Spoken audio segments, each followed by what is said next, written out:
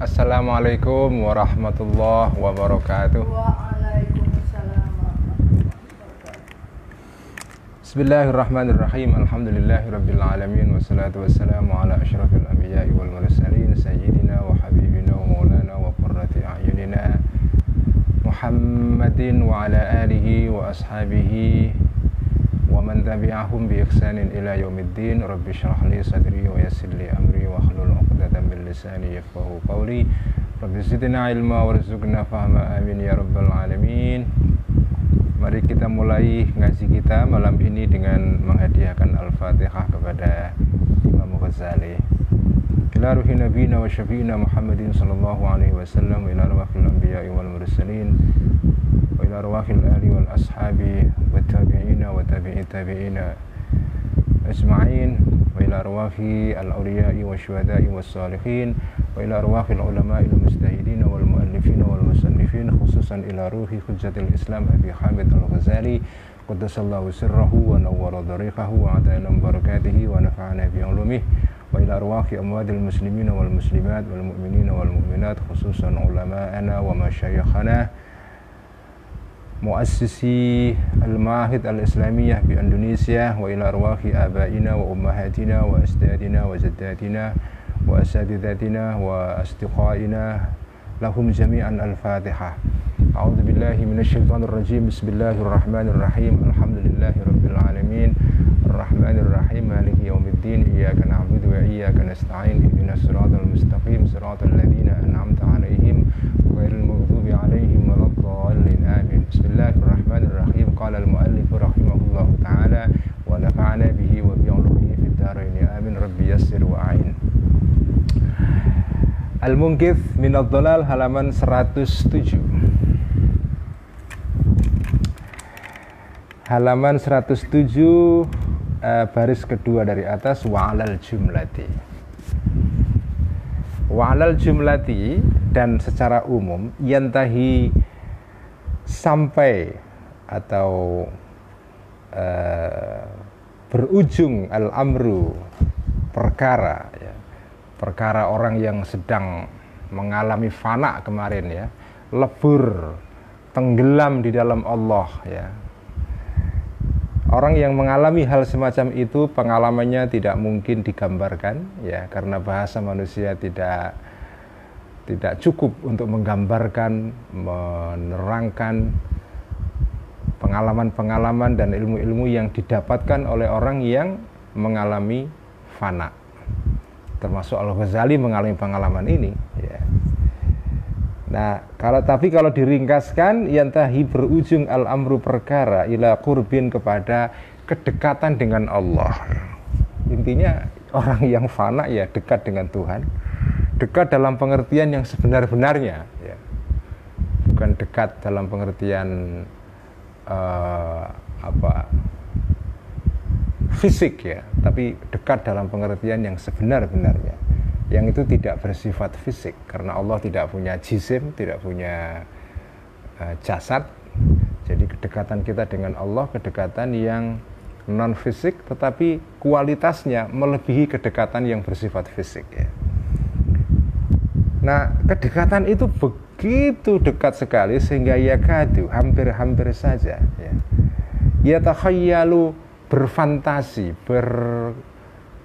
berangan-angan, menggambarkan ya, minhu, terhadap atau dari kedekatan ini, ta'ifatun, sekelompok orang yang mengalami fana ini, sekelompok para sufi-sufi ya, mereka menggambarkan, membayangkan adanya al-hulula, adanya hulul ya, adanya hulul. Al-hulul artinya ya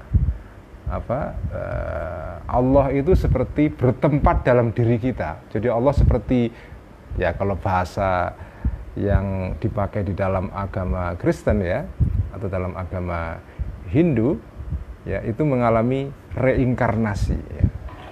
Jadi Allah masuk ke tubuh kita, itu namanya hulul ya. Wa ta'ifatun, dan sekelompok orang lagi, sekelompok para sufi-sufi menggambarkan al-ittihad, kesatuan antara Tuhan dan hamba, yaitu yang disebut dengan wahdatul wujud ya. Wa ta'ifatun, dan sekelompok sufi yang lain lagi, mereka menggambarkannya sebagai al-wusulah, sampai kepada Allah itu. Jadi pengalaman fana itu macam-macam, begitu kompleks sehingga ada orang yang menggambarkannya itu sebagai al-hulul, ada al-ittihad, ada al-wusul ya. Jadi macam-macam. Meskipun jadi ini kayak pengalamannya sama, tapi cara orang menggambarkannya itu beda-beda ya. Sama dengan orang melihat objek yang indah ya, melihat taman yang indah. Tamannya sama, tapi orang yang melihat ya, itu beda-beda, sehingga menghasilkan kesan dan penilaian yang berbeda-beda, penggambaran yang berbeda-beda. Tetapi penggambaran ini wa kullu dzalika, dan semua tahayyul penggambaran tadi itu khotoun, salah. Karena pengalaman fana tidak bisa diringkaskan hanya dengan satu istilah saja.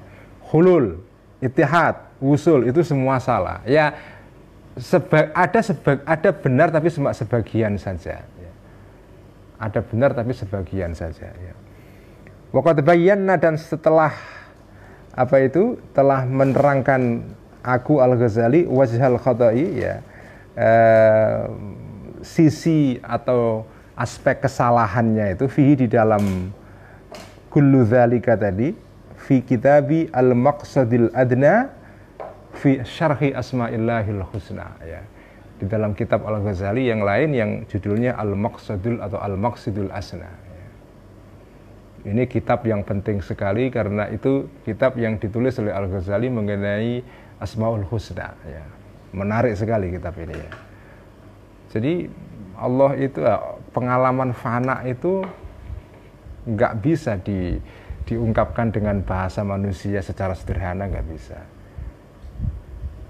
Kalaupun diungkapkan pasti salah, pasti salah. Maksudnya salah itu pasti akan menimbulkan salah paham ya. Orang mengatakan itu wusul, ada yang menentang. Ya, ada orang mengatakan itu hulul, ada yang menentang. Ada yang mengatakan itu adalah ittihad, apalagi ya banyak sekali orang yang menentang konsep ittihad itu atau wahdatul wujud itu. Jadi dengan kata lain apa? Serba salah. Jadi orang yang sudah sampai kepada maqam fana itu kalau menceritakan pengalamannya itu maju kena, mundur kena, ya, geser kanan kena, geser kiri kena, ya. Jadi nggak bisa. Selalu salah, ya, selalu salah karena orang-orang yang mendengarkan atau yang membaca keterangan orang-orang yang sedang mengalami pengalaman fana ini itu selalu mengukur pengalaman orang-orang sufi ini dengan mereka sendiri yang nggak nyampe, pasti selalu ada yang salah itu. Balilladzi la basathu tilkal halatu. Balilladzi, sebaliknya orang yang alladzi la basathu, orang yang mengalami, orang yang memakai, maksudnya mengalami hu kepada alladzi tilkal halatu, orang yang yang labasat itu yang orang yang dirasuki, kayak kerasukan itu ya. Orang yang mengalami atau ya orang yang disentuh ya. Hu terhadap orang ini tilkal halatu, pengalaman tadi itu, kondisi tadi.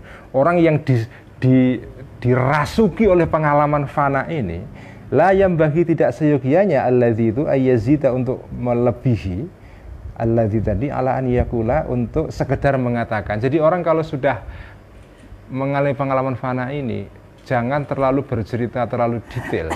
Ya paling jauh mengatakan ini saja, mengutip syair ini saja ya. Syair yang dikutip dari seorang penyair Arab, Ibnul Mu'taz ya.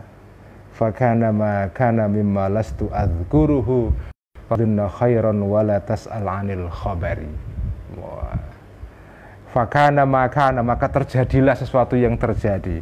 Mimma lastu adzkuruhu, sesuatu yang tidak mungkin aku jelaskan. Pokoknya keren, pokoknya indah sekali. Ya kayak orang cerita mengenai nikmatnya nikah itu kan. Ada Mas Rifki ini ya, Mas Rifki itu dulu waktu pas nikah pertama kali itu ditanya temennya, misalnya kayak apa nikah itu, pokoknya enak gitu aja. Fakana makana mimma lastu adzkuruhu. Ya akan ada pengalaman-pengalaman yang nggak mungkin aku sebutkan karena terlalu enak gitu ya. Dan kalau pun aku sebutkan, kamu juga nggak akan percaya karena kamu nggak pernah melakukan itu gitu ya. Fadhunna khairon, maka udahlah, pokoknya kamu anggap baik gitu aja, pokoknya keren gitu saja ya. Wala tas'al 'anil khabar, dan tidak usah tanya mengenai detailnya berita itu. Jadi orang yang pernah mengalami fana itu sudah, pokoknya kalau ditanya orang, pokoknya pengalaman fana itu luar biasa. Fakana makana mimma lastu adzkuruhu ya. Fadhunna khairon wala tas'al 'anil khabari. Tapi ini terhadap orang awam ya. Ini terhadap orang awam. Kalau terhadap orang yang memang punya kemampuan untuk bisa memahami pengalaman fananya para sufi-sufi ini, ya kita nggak apa-apa bercerita. Kalau terhadap orang awam, ya ini ilmunya ini. Ya. Fakana ma'akana mimma lastu adzkuruhu fadhunna khairan wala tas'al 'anil khabari. Udah itu.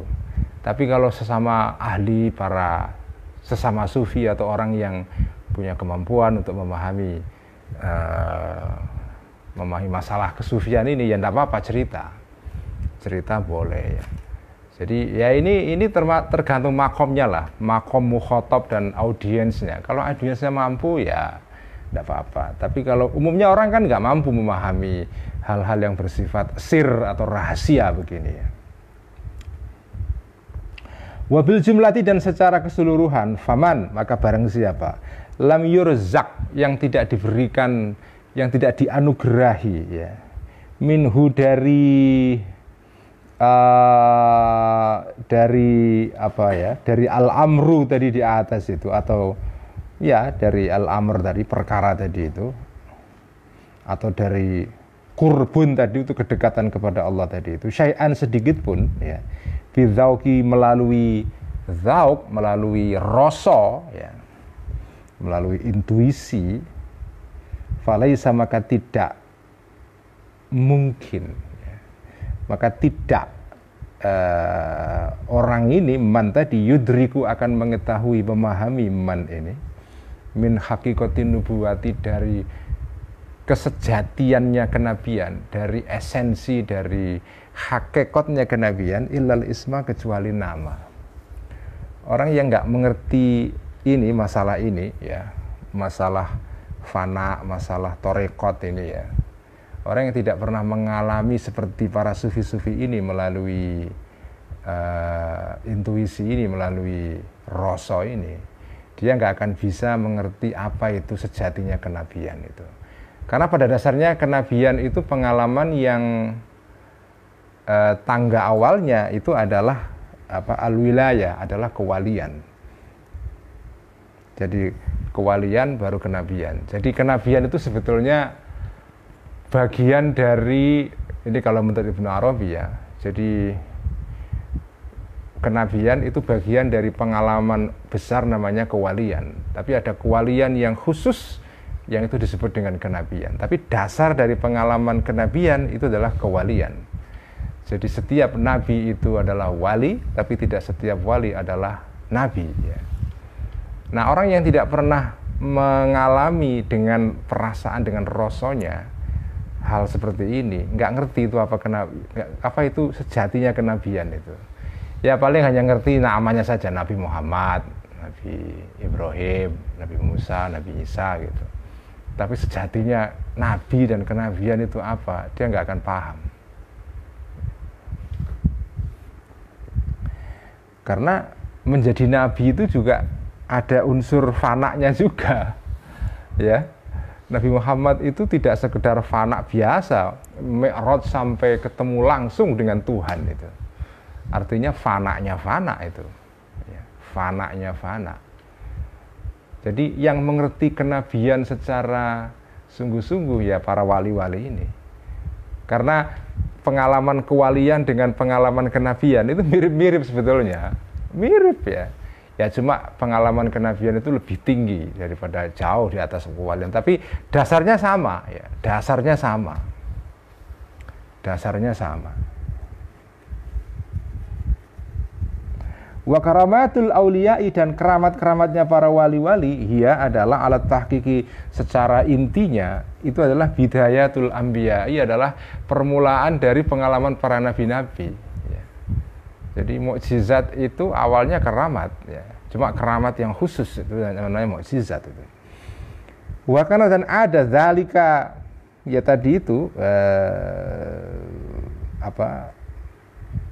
hal-hal yang sudah disebutkan tadi itu, yaitu kedekatan kepada Allah tadi itu, qurbun tadi itu, awwala hali Rasulillah, adalah permulaan keadaan atau kondisi situasinya Rasulullah Shallallahu Alaihi Wasallam, haitsu tabattala, ketika tabattul, ketika bersemadi, ketika beruzlah ila Jabal Khira'in, kepada Gunung Khira.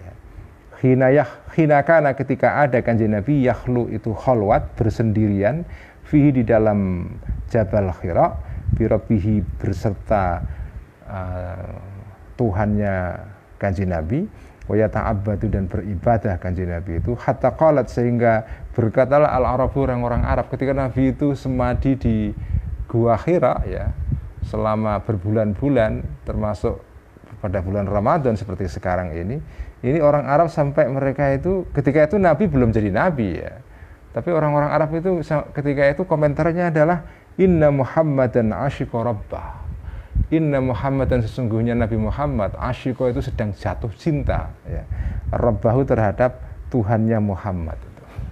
Nabi ini sedang jatuh cinta dengan Tuhannya, sampai pergi ke Khira, dan sampai tahu ya, masuk ke Gua Khira itu tidak mudah, itu jalannya terjal sekali ya, karena bebatuan kan. Tapi Nabi bersemadi di situ berbulan-bulan, dikirim makanan oleh istrinya ya, kadang-kadang pulang balik lagi dan seterusnya. Jadi kenabian itu adalah pengalaman yang permulaannya adalah kewalian ya. Jadi orang-orang yang mengalami fana, yaitu para wali-wali itu sebetulnya orang-orang ini mengalami secuil dari pengalaman kenabian.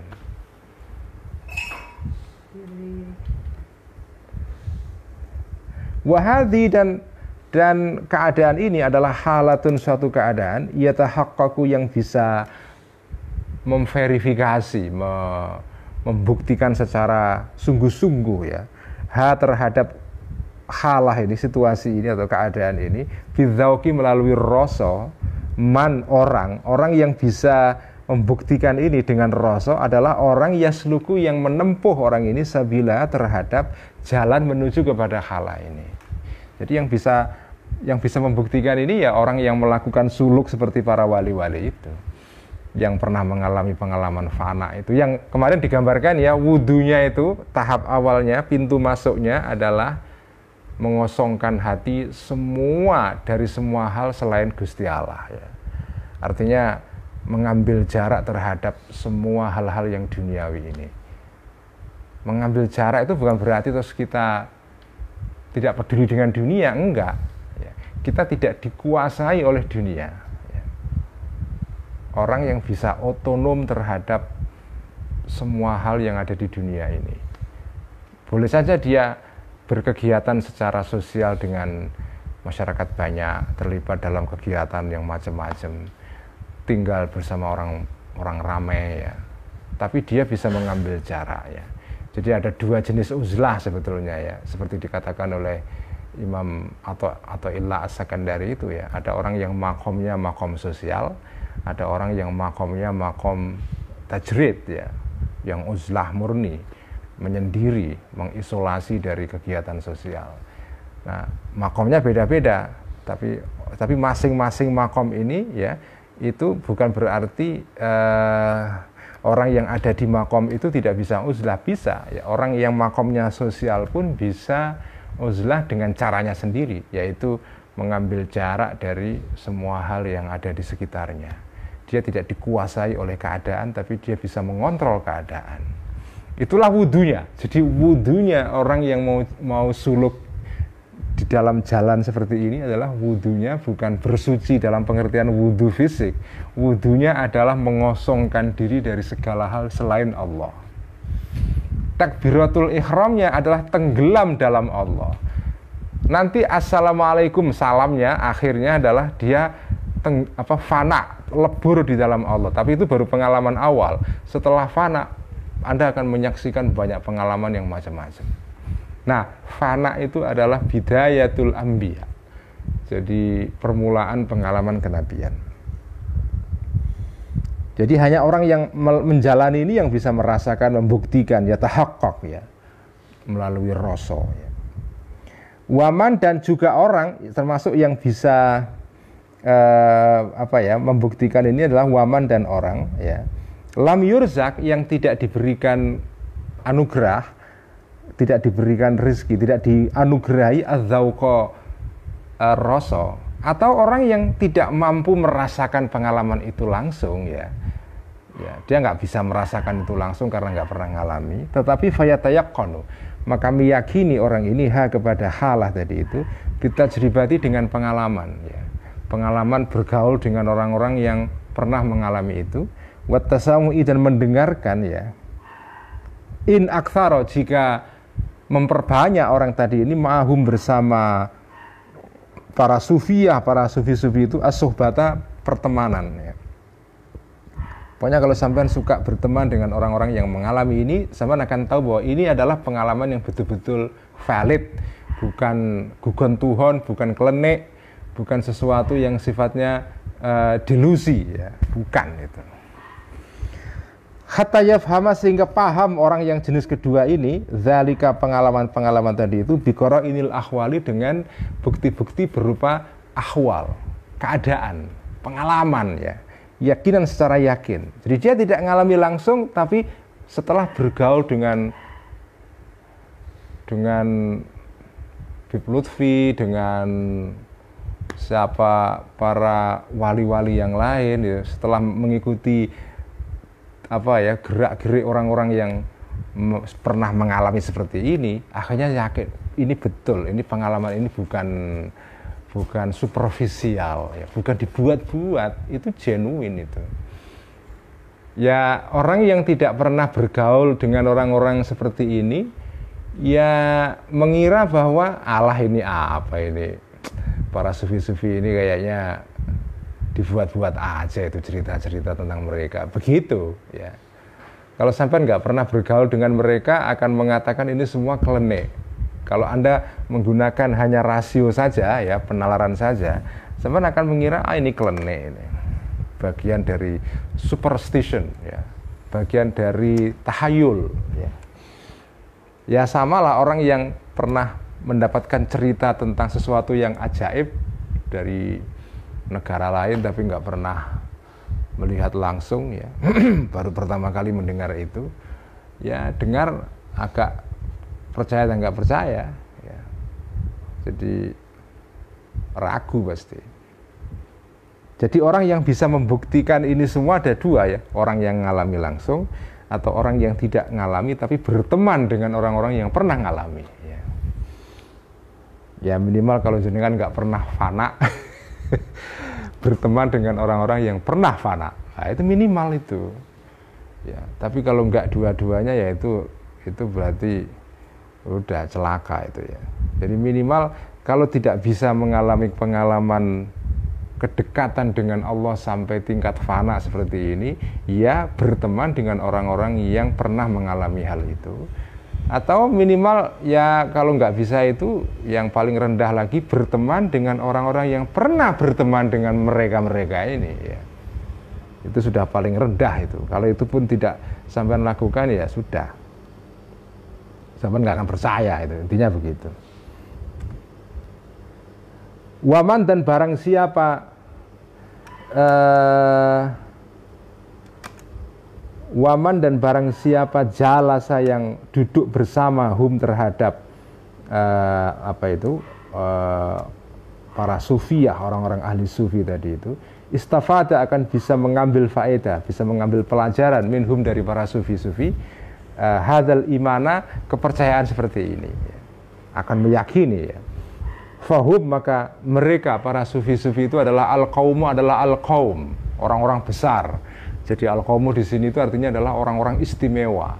Al di sini adalah alil ahdi, al-ahdi dzihni ya. Jadi al yang mengandaikan sebenarnya sudah tahu al-qaum ini orang-orang, the people dengan apa ya? T besar, the people, T besar dan P besar ya.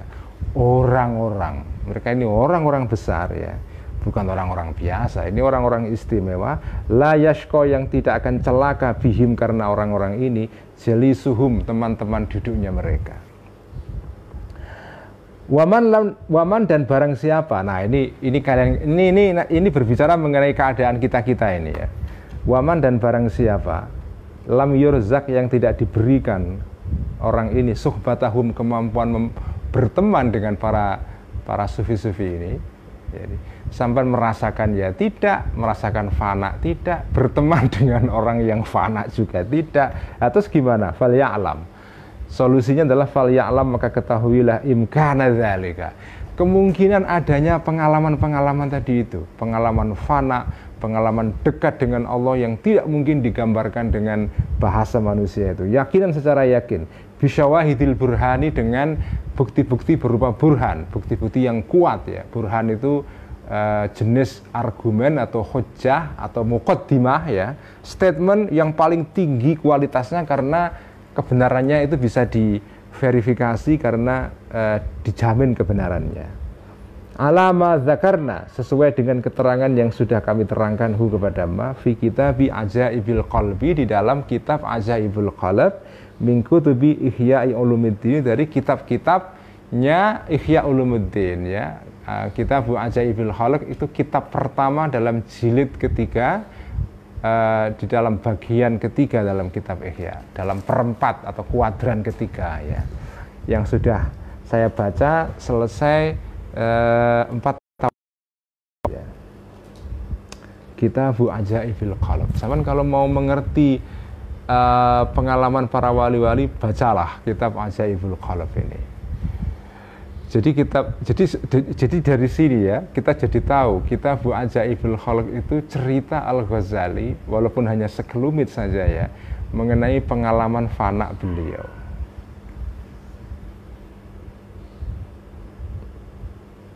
Itu baru sekelumit saja. Jadi itulah watahqiqu, dan pembuktian secara benar-benar, secara apa ya, meyakinkan bil burhani, melalui dalil burhan, dalil yang mendatangkan keyakinan dalam diri kita, itu burhan ya. Kan ada jadi hierarki atau martabat dalil di dalam martabat muqaddimah atau statement atau pernyataan itu yang paling tinggi adalah burhan. Burhan itu adalah statement yang kesimpulannya meyakinkan. Seperti contoh yang itu yang terkenal itu ya. Kullu insanin hayawanun. Zaidun insanun. Zaidun hayawanun. Setiap manusia adalah hewan. Zaid adalah manusia, karena itu Zaid adalah hewan juga. Maksudnya hewan itu adalah makhluk yang hidup ya, organisme ya.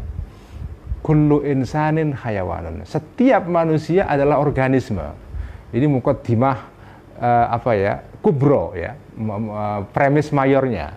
Setiap manusia adalah hewan, adalah organisme, makhluk hidup. Manusia itu bukan makhluk yang mati seperti batu atau mineral atau ini tripod ini adalah bukan hewan ini bukan organisme ya. Manusia adalah organisme. Setiap manusia adalah organisme. Zaid adalah manusia. Kesimpulannya Zaid adalah organisme, adalah hewan itu kan. Ini namanya burhan ya. Ini namanya adalah pernyataan yang mendatangkan keyakinan dalam diri kita. Nggak mungkin salah. Karena urut-urutannya itu logis ya. Kalau Anda periksa muqaddimah kubronya, muqaddimah sugronya, itu sudah memenuhi syarat-syarat di dalam berargumen sehingga mendatangkan kesimpulan yang meyakinkan. Itu namanya burhan.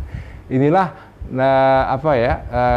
muqaddimah atau qadhiyah ya, atau muqaddimah atau pernyataan yang mendatangkan keyakinan yang nggak bisa diragukan. Nah, kalau sampean ingin membuktikan sesuatu melalui burhan, itu hasilnya adalah ilmu ya. Jadi sampean misalnya tadi itu membuktikan bahwa Zaid itu adalah organisme melalui urut-urutan berargumen atau berdalil seperti tadi itu namanya ilmu, sesuatu yang yakin ya. Ilmu itu sesuatu yang meyakinkan ya. Di bawah ilmu ada namanya dhannun, dugaan, tapi dugaan yang probabilitasnya, kemungkinannya itu di atas 50%. Ini sangat besar kemungkinannya benar. Nah, itu namanya dhon. Tapi itu kedudukannya di bawah ilmun ya. Jadi ilmun itu pembuktiannya melalui burhan. Kalau dhon itu pembuktiannya melalui prosedur yang disebut dengan al-jadal ya, al-jadal, perdebatan ya. Nanti di bawahnya lagi ada namanya al-khotabah, sesuatu yang dibuktikan melalui retorika. Itu lebih rendah lagi tingkat kebenarannya. Jadi sesuatu yang dibuktikan melalui burhan itu namanya ilmun. Wa mulabasatu aini tilkal halati, wa mulabasatu aini tilkal halati, dan mengalami mengalami keadaan tadi itu sendiri ya. Zaukun adalah rasa. Kalau sampean merasakan fana langsung, itu namanya zaukun, rasa.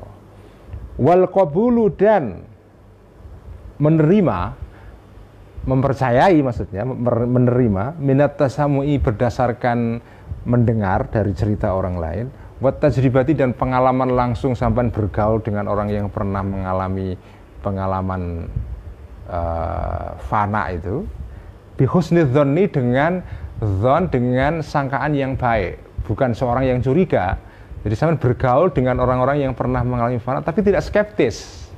Sampean menerima mereka secara terbuka bahwa oh ini mungkin terjadi ya. Ya kalau sampean skeptis ya sampean nggak akan menerima, sampean paling menuduh ini klenek, ini tahayul gitu kan. Itu namanya suudzon ya. Nah, menerima seperti ini imanun adalah disebut iman. Jadi ini menarik. Di sini kita belajar epistemologi ini. Jadi sumber keyakinan itu ada 3. Ada ilmun, ada zaukun, ada imanun. Ilmu itu bukti yang diperoleh secara rasional. Zaukun bukti yang diperoleh dengan pengalaman langsung ya. Pengalaman yang kita alami secara subjektif ya. Kemudian menerima kabar dari orang lain mengenai pengalaman itu dan sampai percaya, itu namanya iman ya. Jadi 3 jalan menuju kepada keyakinan itu. Ilmun, zaukun, rasa ya, ilmu, rasa, dan percaya. Fahadhi, maka inilah salah darajatin, 3 derajat. 3 derajat di dalam keyakinan ya. Sesuai dengan ayat di dalam surat Al-Mujadilah itu, yarfa'illahu alladhina amanu minkum walladhina utul ilma darajat ya.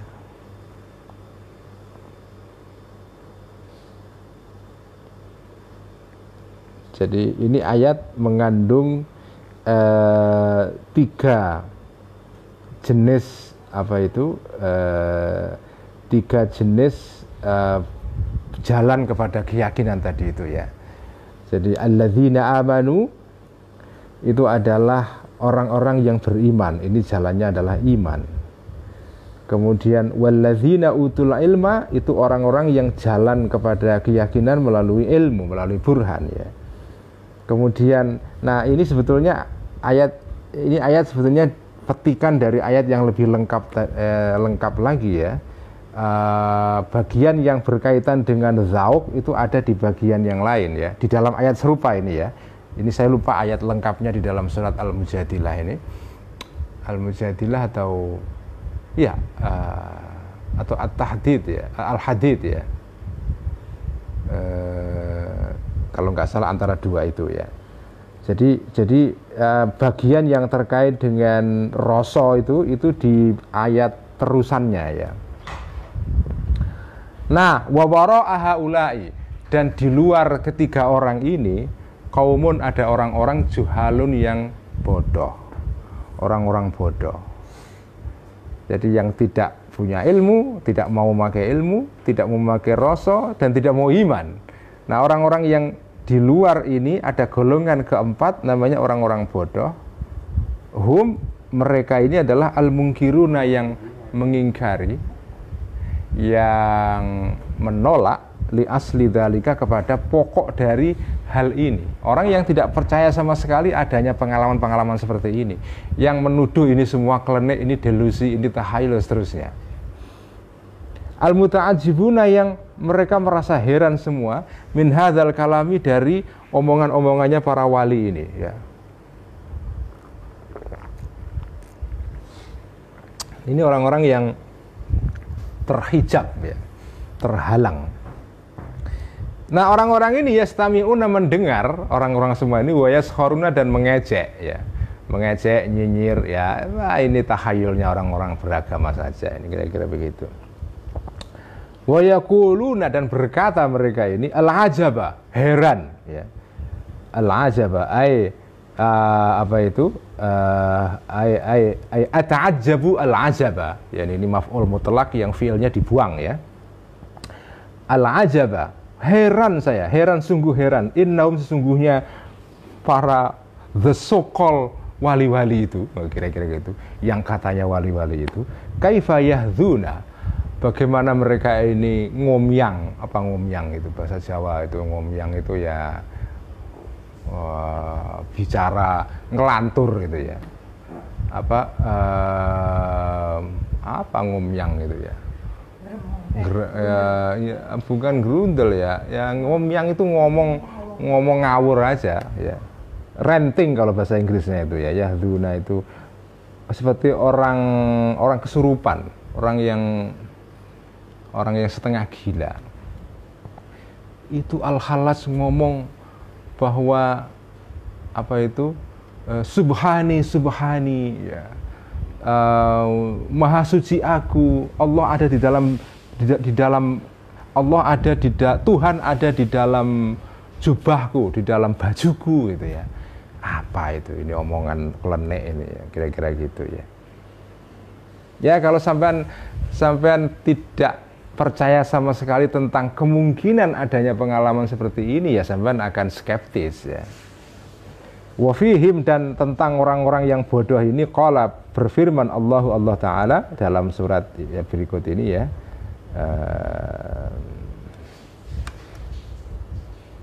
Wa minhum man yastami'u ilaika hatta idza kharaju min indika qalu lil ladzina utul ilma madza qala anifa ulaika alladzina taba'allahu ala qulubihim wattaba'u ahwa'ahum walladzina ihtadaw zadahum hudan wa atahum taqwahum fahal yanzuruna illa as-sa'ata an ta'tiyahum baghtatan faqad jaa'a asyratuha fa anna lahum idza ja'atuhum dzikrahum.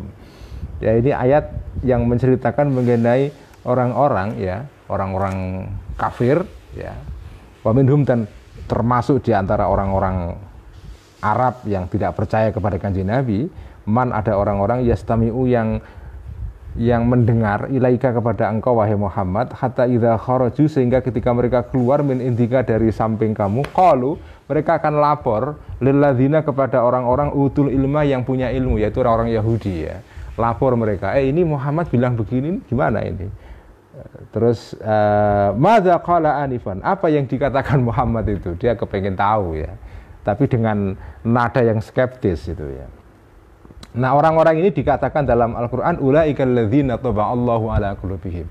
Orang-orang ini orang-orang yang sudah dicap hatinya, taba'allahu ala qulubihim, artinya sudah ditutup, tidak mungkin bisa memahami kebenaran.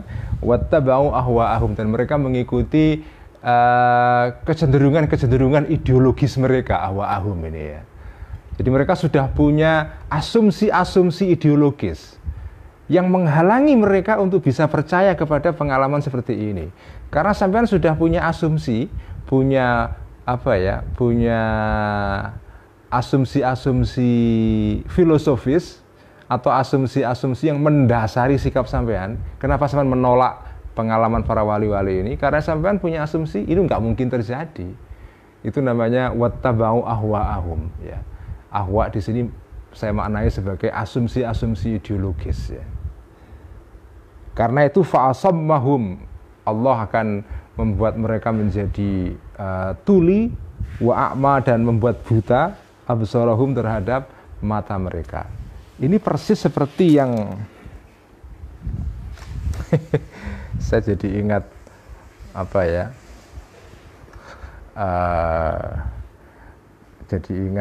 kritik ideologinya Habermas ya, salah seorang tokoh penting di dalam mazhab Frankfurt Jerman itu ya.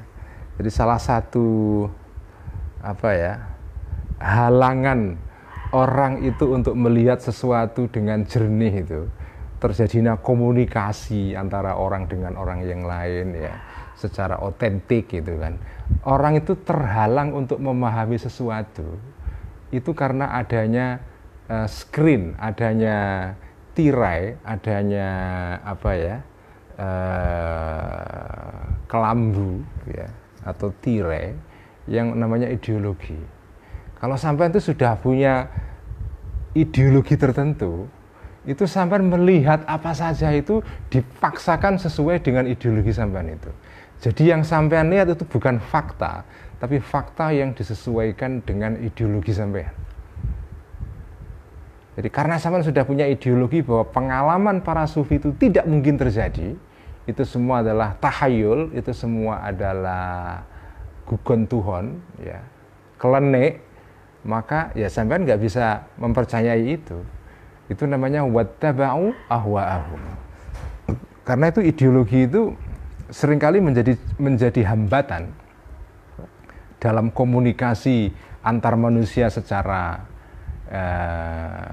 otentik ya, di dalam memahami kebenaran ya. Itu selalu ideologi menjadi penghambat itu.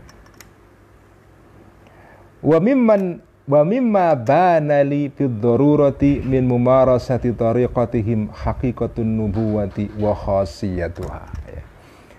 Wa mimma, dan termasuk pemahaman, pengalaman atau pengetahuan bana yang menjadi terang benderang li kepada aku Al-Ghazali bid-darurati secara terpaksa, dalam pengertian itu pengetahuan yang tidak bisa saya tolak karena ceto welo-welo ya.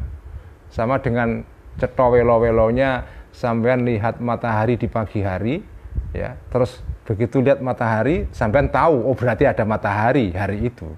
Itu kan pengetahuan yang bersifat daruri, nggak bisa ditepiskan, nggak bisa sampean tolak karena itu pengetahuan yang cetha welo-welo, tidak mungkin diingkari. Nah, termasuk pengetahuan seperti ini ya, min mumarasati tariqatim, dari mengalami jalannya para sufi-sufi ini, saya jadi tahu tentang apa yang cetha welo-welo itu haqiqatun nubuwati, hakikat kenabian. Apa itu kenabian itu? Wa khasiyatuha, dan keistimewaan kenabian.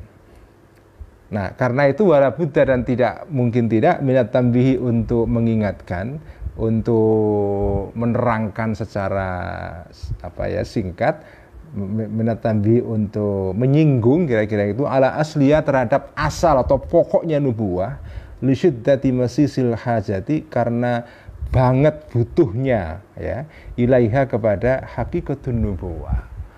Jadi Al-Ghazali kemudian jadi tahu, oh kenabian itu ternyata gitu toh. Nah, gitu. Nah, nanti akan diceritakan bab berikutnya adalah tentang apa itu yang disebut dengan an-nubuwah itu, hakikatun nubuwah itu. Saya kira ngaji Al-Munqidh cukup sekian dulu ya. ini sepertinya teman-teman ngaji Al-Munqidh tidak mungkin khatam sekarang. Jadi dalam bulan puasa ini. Jadi saya karena pentingnya kitab ini, saya akan meneruskan ngaji Al-Munqidh ini nanti setelah puasa. Ya, setelah puasa, tapi ngajinya nanti ya mingguan seperti kitab Ihya. Jadi tetap ngajinya sama dengan kayak bulan puasa begini, ngaji Ihya dan ngaji Al-Munqidh bareng-bareng seminggu sekali. Jadi sebelum kitab Ihya saya baca setiap malam Jumat ya. Atau nanti nggak tahu kalau misalnya ada usul ini, karena kalau masih isolasi terus ya, PSBB belum berakhir sampai tanggal 4 Juni ya. Ya, 4 Juni ya Mbak Admin ya. Sampai 4 Juni ya, mungkin bisa kita baca Ihya dan Al-Munqidh seminggu 2 kali misalnya ya. Tapi ya tidak setiap malam, kalau tiap malam repot juga saya ya. Ini kan hanya untuk bulan puasa saja. Tapi jadi selama masih PSBB ya, daripada nganggur di rumah, kita baca Al-Ghazali dua kitab ini ya. Jadi nanti saya akan teruskan, saya akan baca sampai khatam kitab Al-Munqidh ini, karena ini kitab penting sekali, kita memahami jeruannya Al-Ghazali ya. Jadi kita akan baca sampai khatam. Jadi nggak tahu khatamnya mungkin ya, enggak, ini tinggal ini kita sudah 2/3 ini ya. Kita sudah 2/3 ya. Jadi ya kira-kira kalau dibaca seminggu sekali itu mungkin 3 bulan, atau kalau seminggu 2 kali ya bisa 1,5 bulan ya, bisa kita khatamkan. Jadi nanti kita akan khatamkan kitab Al-Munqidh ini setelah Ramadan. Kita akan teruskan sambil membaca kitab Ihya. Jadi ini Ihya dan ini itu sebetulnya saling melengkapi ya. Keren sekali. Ini kitab keren sekali karena kita dapat ibarat nonton sepak bola gitu, sampai ngerti cerita-cerita di balik permainan. Apa cerita yang di locker room di behind the scene. Jadi cerita-cerita di ruang ganti pemain. Ada apa, ada ini, ada itu. Jadi sesuatu yang nggak mungkin tampak di lapangan, tapi sampai jadi tahu, oh ternyata di locker room ada pembicaraan ini, pelatihnya begitu. Jadi ini cerita di balik layar yang penting kita ketahui mengenai Al-Ghazali. Jadi membaca kitab ini membuat kita makin menghargai, makin mengapresiasi kitab Ihya ya. Misalnya malam ini kita jadi tahu kitab Ajaibul Khalq itu ya, kitab Ajaibul Khalq yang sudah kita baca itu kitab pertama dalam Ihya, perempat yang ketiga atau kuadran yang ketiga. Karena setiap Ihya itu kan ada 4 kuadran, setiap kuadran, setiap seperempatnya, setiap jilid itu ada 10 bab ya. Nah, jilid yang ketiga dalam kitab Ihya itu kitab yang pertama, ada kitab namanya Ajaibul Qalb ya. Keajaiban hati atau jiwa manusia. Itu rupanya didapatkan Al-Ghazali melalui pengalaman-pengalaman dari fana ini. Itu pun baru sekelumit saja itu ya. Sekian, wallahu a'lam bishawab.